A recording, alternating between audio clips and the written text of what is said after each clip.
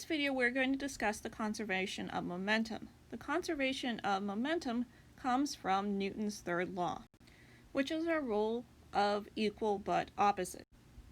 So if object 1 exerts a force on object 2 is going to exert a force that is equal in magnitude but opposite in direction on object 1.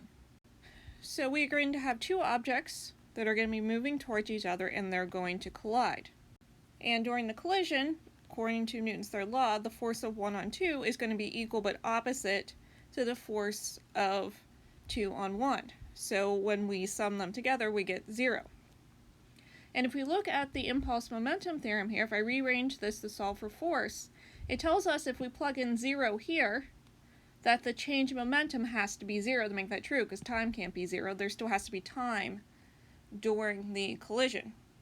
So if the force on the object is 0 during the collision, then the momentum will not change, which is the same thing as saying the conservation of momentum. Initial momentum has to equal the final momentum.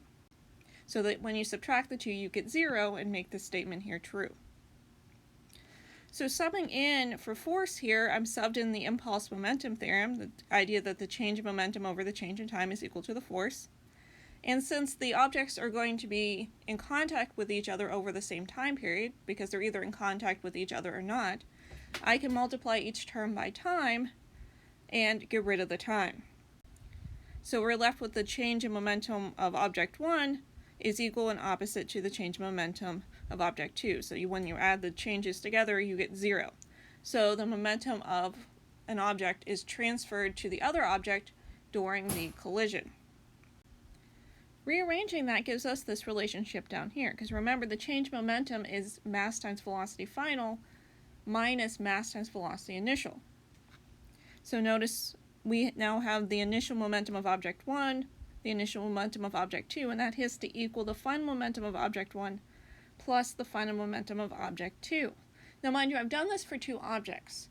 You can have multiple objects beyond 2 in the system. So if there's a third object in the system, you would add a M3 V3 initial and then an M3 V3 final on the other side. So you can do this for as many objects are in the system. You just keep adding momentum terms. And momentum is useful for understanding the constraints of the system, just like we saw with the conservation of energy.